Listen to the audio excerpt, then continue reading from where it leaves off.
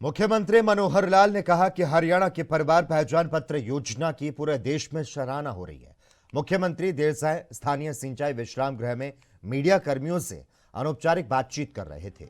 मनोहर लाल ने कहा कि हरियाणा के परिवार पहचान पत्र योजना की चर्चा देश और दुनिया में हो रही है। उन्होंने कहा कि इस योजना की लोकप्रियता को देखते हुए केंद्र सरकार ने इस बार 26 जनवरी की झांकी में परिवार पहचान पत्र का निमंत्रण दिया ताकि पूरी दुनिया को गरीबों के उत्थान की योजना की जानकारी मिल सके। और ऊर्जा का जिक्र करते हुए मुख्यमंत्री ने कहा कि सौर ऊर्जा के अधिक प्रयोग से थर्मल ऊर्जा से छुटकारा मिल जाएगा। एक अन्य सवाल के जवाब में मनोहर लाल ने कहा कि ईडी गठबंधन जनता के साथ धोखा है।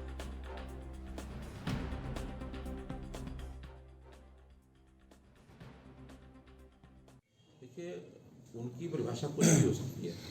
मेरी परिभाषा है पुअर पीपल्स प्रोटेक्शन पत्र। ये गरीब आदमी के अधिकारों की सुरक्षा, उनकी सुरक्षा का ये एक काम है। आज इस परिवार पहचान कर पत्र के माध्यम से जितनी सरकारी योजनाएं हैं, चाहे वो केंद्र की योजनाएं हैं, चाहे प्रदेश की योजनाएं हैं, हर किसी डिजर्विंग आदमी को घर बैठे मिलती है। नहीं तो एक ज़माना वो था जो आज ये इस प्रकार की बात कह रहे हैं कि इनके एजेंट होते थे, जिनको मैं धौल कपड़िया कहता हूँ। वो धौल कपड़िया किसी भी सेवा को दिलवाने के लिए जो बीच में कमीशन खाते थे, वो कमीशन को सारे बंद हो गए हैं। और इस नाते से इनको लगता है कि परिवार पहचान पत्र नाम से हमारी तो पूंजी खत्म हो गई। इसलिए आज गरीब व्यक्ति के हित में जो भी सरकारी सेवाएं योजनाएं होती हैं उसको घर बैठे मिलती हैं, चाहे वो राशन कार्ड हो, चाहे आयुष्मान का कार्ड हो, चाहे वो ओल्ड एज पेंशन हो, अथवा बच्चों के लिए उनके तरह तरह के सर्टिफिकेट हों, उसमें चाहे बैकवर्ड क्लास का सर्टिफिकेट हो, इनकम का सर्टिफिकेट हो, अनुसूचित जाति का सर्टिफिकेट हो, किसी प्रकार के जो भी योजनाएं और सेवाओं का लाभ अब ये परिवार पहचान पत्र एक ऐसा सिस्टम बन गया है। और इस परिवार पहचान पत्र की इतनी सराहना हो रही है और सारे प्रदेश इसको अपने यहाँ लागू करने के लिए आगे बढ़ चुके हैं। और कांग्रेस के शासन में ही इसमें राजस्थान में उन लोगों ने इसको लागू करना शुरू भी कर दिया था।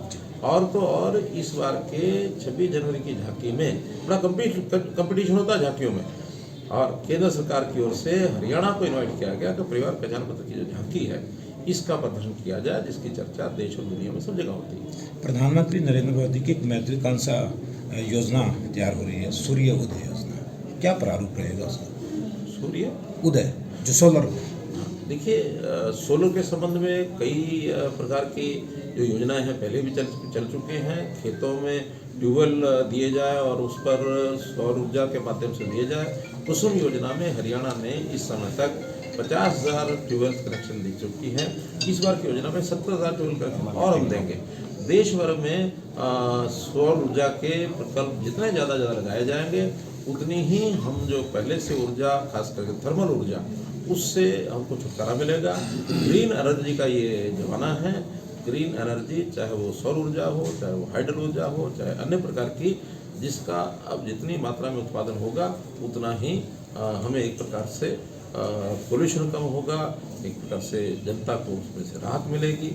इसलिए सूर्योदय की योजना जो आप बता रहे हैं प्रधानमंत्री जी ने शुरू किया, उसका निश्चित रूप से लाभ लोगों को मिलेगा। हमें किसी और का पता नहीं, लेकिन हमारी नैतिकता पर कोई प्रश्न नहीं उठा सकता, क्योंकि जिस आदमी को सरकार चलानी होती है वो अगर सपोर्ट मांगता है और सपोर्ट करने में हमारी जो अपनी शुचिता, शुद्धता, उसके ऊपर अगर वादा करता है तो हम उसको सपोर्ट करने के लिए तैयार रहते हैं। हाँ, अगर उसमें अगर कहीं कोई कमी दिखती है तो हम किसी को सपोर्ट नहीं करते हैं।